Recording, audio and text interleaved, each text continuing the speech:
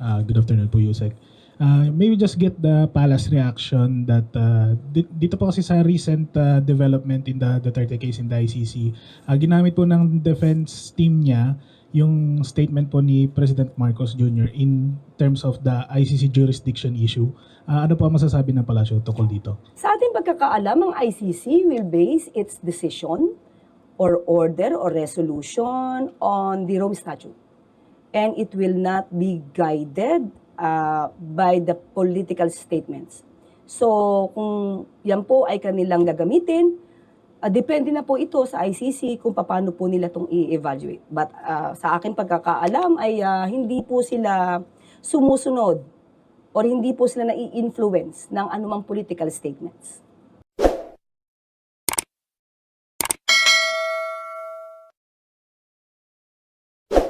Araw, Malacanang Press Corps. Pilipinas, handa na para sa ASEAN 2026. Nagpahayag ng kahandaan si Pangulong Ferdinand R. Marcos Jr.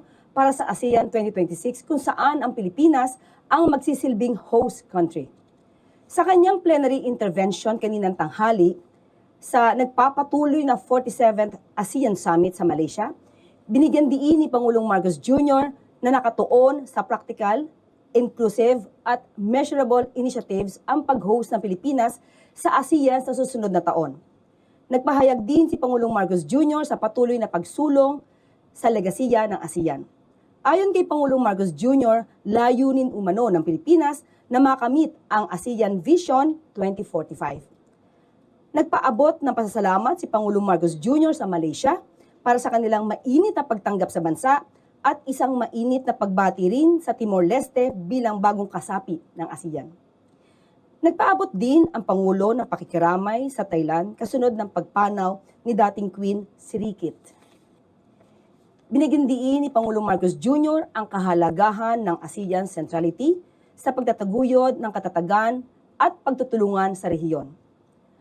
Mahalaga rin para kay Pangulong Marcos Jr. ang kahalagahan ng mutual benefits and dialogue, lalo na sa Indo-Pacific, habang binigyan din niya ang patuloy na commitment ng Pilipinas sa UNCLOS at Biological Diversity of Areas Beyond National Jurisdiction o BBNJ Agreement. Sa usaping ASEAN Trade Agreements, kagaya ng ATIGA Protocol at ASEAN-China FTA 3.0, binigyan diin ni Pangulong Marcos Jr. ang suporta sa open markets, infrastructure development at regional economic growth. Patuloy din ang pagkilala ni Pangulong Marcos Jr. sa inclusive at sustainable development sa pamamagitan ng social protection, disaster resilience, at environmental cooperation. At maaari na po akong tumugon sa inyong mga katanungan. Ang tanong mula kay Marie Sumali, GMA 7. Good afternoon, ma'am. Ma'am, with regards naman po sa bilateral meetings this morning, could you share with us the key takeaways and some major agreements and commitments reached during the bilateral meetings of the President with Cambodia, Canada, and Thailand, or kung pwede rin yung iba pang naabutan? Opo, sa ngayon, ang maibibigay ko lamang sa inyo ay ang kanyang ang naging bilateral meetings with Cambodia, Thailand, and Canada. Unahin po natin ang Cambodia. Ang dalawang leaders po ay diniscuss po ang upcoming Philippine chairship sa darating na Asian Summit sa susunod na taon. At ang Cambodia rin po ay nagpahayag ng kanyang suporta sa pagiging chairship po ng Pilipinas. At ang dalawa po ay napag-usapan din po ang developments between Thailand and Cambodia, especially the signing of the terms of reference of the ASEAN Observer Team. At pantungkol po naman sa Thailand, unang-una po ay pinaabot po ng Pangulo ang pakikiramay sa pagpanaw po ng Her Majesty the Queen Sirikit. At ang Prime Minister po ay ng Thailand ay nag-express din po ng suporta para sa Pilipinas sa darating na taon sa pagiging host country para sa ASEAN Summit. At ang dalawang bansa rin po ay pinag-usapan at gustong palawigin pa po ang usapin tungkol sa tourism, trade and investment, including po the engagement with private sector. At nagkaroon din po ng pag-uusap at na-highlight din po ang patungkol sa agricultural exchanges. At pagdating naman po sa Canada, nagkaroon din po, na-highlight po ang strong people-to-people exchanges At nagpasalamat din po ang Pangulo sa Canada dahil sa pagsuporta sa Pilipinas patungkol po sa shared values at including po the international law, particularly UNCLOS. At sila po ay magkakaroon ng constructively engage in ASEAN. Yan, and they will also boost trade and investment and energy cooperation. So yan lang po yung pinaka-highlights sa kanilang naging bilateral agreements. Follow-up lang. Bilateral meetings. Okay.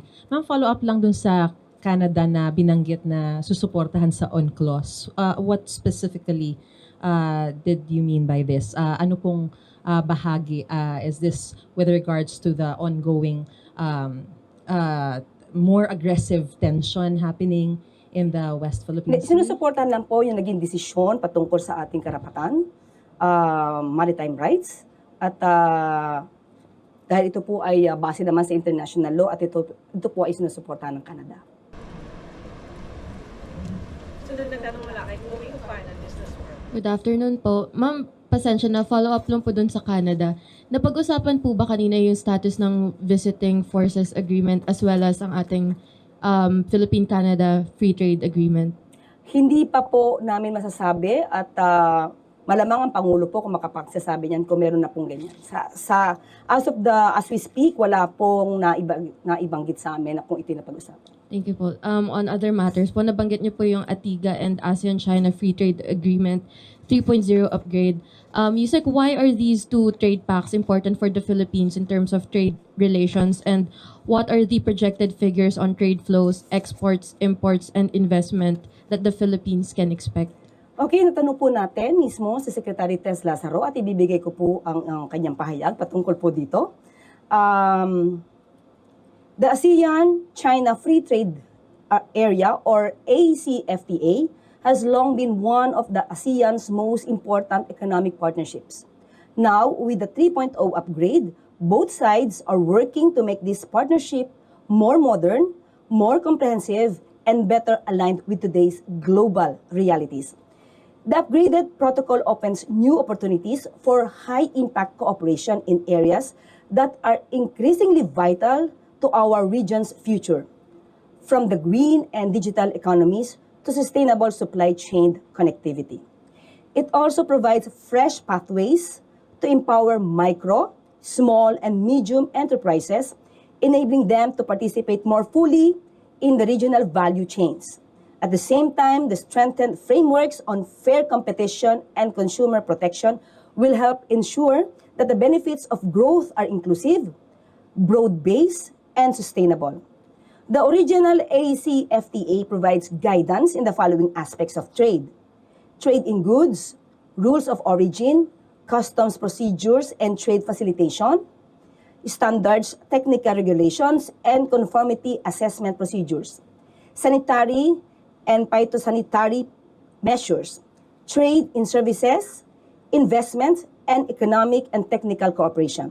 The ACFTA 3.0 upgrade now includes guidance on competition and consumer protection, digital economy, green economy, supply chain connectivity, and micro, small, and medium enterprises. End of quote. At patungkol naman po sa ATIGA. According to Special Assistant to the President for Investment and Economic Affairs in the Philippines, Secretary Frederick Go, and I quote, "The upgrading of the ASEAN Trade in Goods Agreement, or ATIGA, ensures the agreement's continued relevance in addressing contemporary trade challenges. The enhanced agreement offers significant benefits, particularly through improvements in trade facilitation measures, transparency provisions, dispute settlement mechanisms, and the inclusion of new and emerging trade elements. Notably, the mutual recognition of authorized economic operations, or AEOs, will allow certified traders to benefit from expedited cargo clearance throughout ASEAN. Additionally, businesses will find it easier to comply with administrative requirements, self-declaration of origin, the implementation of the Electronic Certificate of Origin, or eForm D, and acceptance of digital documentations.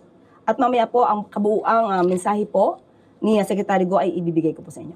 Thank you, ma'am. Sunod mula kay Maricel Halili, TV5. Hi ma'am, magandang hapon po. Ma'am, yesterday, Executive Secretary Lucas Bersamin mentioned that they cannot allow indiscriminate freedom to access SALNs. What does it mean? Will the president is still willing to provide a copy of SALN to the public, or pipili na lang ba kung kanino ibibigay? Ano pong ibig sabihin ni E.S. Bersamin when he mentioned that SALNs can be used as a weapon to government officials? Unang-una, nagsalita na po ang Pangulo at siya po ay handa naman pong ibigay at ipakita ang kanyang SALN sa proper authority at meron naman po na tayong rules or procedure na inilahad ang Ombudsman at sinabi din naman po dito na lahat ng request for SALN ay pagbibigyan, pero may mga certain guidelines po na ibinigay ang Ombudsman. So ang ehekutibo po ay tutugon dito. Follow-up, ma'am. Kahapon po natuloy ba yung meeting among cabinet secretaries about the SALN, and what was their agreement? Yes, kahapon po nagkaroon po lamang po sila ng informal meeting at napag-usapan nga po na ito na sila na may tutugon base dun po sa procedure ng Ombudsman. At yun na rin po ang sinabi ng ni E.S. Bersamin na hindi pwedeng magamit ito indiscriminately to, let's say, political attacks or whatever na paaaring maka-discredit sa mga public officials. But still, nandiyan naman po ang procedure na inilahad ng Ombudsman at ang bawat isa naman po ay tutugon dito. Salamat, Yusek. Sunod po mula kay Dexter Cabalso, TV Leading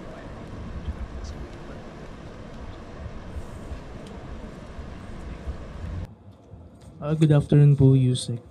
Ombudsman Remulla said na he wanted a review of the drug war cases during the administration of President Duterte.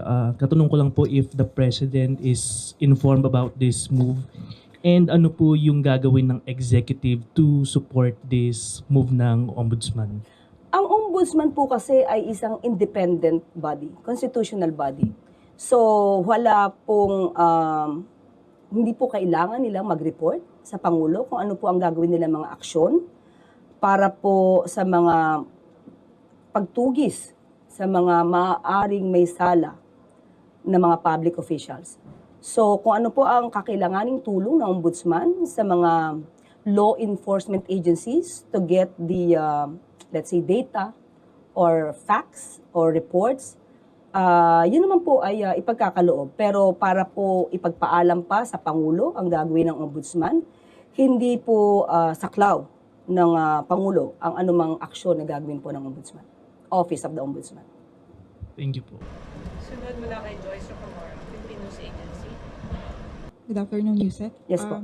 China and the US held their latest trade talks yesterday po. Is there also going to be a similar meeting between the Philippines and the US economic team, specifically Sec Roque? Sa ngayon po, natanong po natin si Secretary Go at wala pa pong update patungkol po dyan. Hindi po napag-uusapan. Pero for this mission, ma'am, ano yung mga ka-meeting? Sino-sino yung mga ka-meeting ni Sec Roque or Sa ngayon, kasama sa delegation po? opo, sa ngayon po, wala pong pakikipag-meeting ang presidente sa anuman na patungkol po dyan. At yun lamang po ay nagpirma lang po ang ating Secretary Cristina Roque ng 2 agreements. Ano yung agreements, ma'am? Yung Atiga Ayun and lang. opo. Okay. Ma'am, ako na rin. For the Timor-Leste, ma'am, the President already made a statement about it. Meron na po kaming binigay sa Yeah. media. Opo. Can I also make a follow-up? How are we anticipating yung role ng Timor-Leste? The role that they would play once we chair the ASEAN Summit next year? Alam naman po natin na bawat miyembro po ng ASEAN ay meron po silang mga goals, shared goals, patungkol po sa ekonomiya, sa security. So asahan po natin lahat ng mga miyembro ng ASEAN, including na po ang bansang Timor-Leste, ay pare-pareho po nagagawa at gagawi dito sa ganitong klaseng goals po. Next question mula kay Richmond Quevedo. Daily Trip. Good afternoon po, Yusek. Maybe just get the palace reaction that dito po kasi sa recent development in the Duterte case in the ICC, ginamit po ng defense team niya yung statement po ni President Marcos Jr. in terms of the ICC jurisdiction issue. Ano po ang masasabi ng palasyo tungkol dito? Sa ating pagkakaalam, ang ICC will base its decision or order or resolution on the Rome Statute. And it will not be guided by the political statements. So, kung yan po ay kanilang gagamitin, depende na po ito sa ICC kung paano po nila itong i-evaluate. But sa aking pagkakaalam ay hindi po sila sumusunod or hindi po sila nai-influence ng anumang political statements. Thank you po, Yusek. Maraming salamat. At para sa good news, ulit, Pilipinas, sumailalim sa kasunduan na naglalayong patatagin ang kalakalan sa ASEAN Summit sa Malaysia. Alinsunod sa direktiba ni Pangulong Ferdinand R. Marcos Jr. na palawakin ang exports, magbigay ng trabaho at patatagin ang product quality, sustainable trade at regional resilience, lumagda ng dalawang kasunduan ang Department of Trade and Industry o DTI nito lamang Sabado sa Malaysia. Kasalukuyang nasa Kuala Lumpur ang Pangulo para magpatuloy o nagpapatuloy ng 47th ASEAN Summit at related summits kasama si DTI Secretary Cristina Roque at ilan pang kabinete nito. Ang kasunduang nilagdaan ng ahensya ay ang ASEAN-China Free Trade Area o ACFTA 3.0 Upgrade Protocol at Second Protocol to amend the ASEAN Trade in Goods Agreement. Sa ilalim ng kasunduan ACFTA 3.0 Upgrade, napagkasunduan ng ASEAN at China na palalimin ang kooperasyon sa digital, green at sustainable trade sa pamamagitan ng improved customs procedures at iba pang trade measures. Inaasahang maraming Pilipino ang makikinabang sa kasunduan na magpapatatag sa tiwala sa e-commerce at cross-border transactions. Samantala, ang ATIGA Second Protocol naman naglalayong i-modernize ang framework ng ASEAN para sa free flow of goods sa rehiyon. Ang mga nasabing kasunduan ay ilan lamang sa mga bunga ng matagumpay na partisipasyon ni Pangulong Marcos Jr. sa ASEAN Summit sa Malaysia. At dyan po nagtatapos ang ating press briefing. Magandang araw para sa bagong Pilipinas.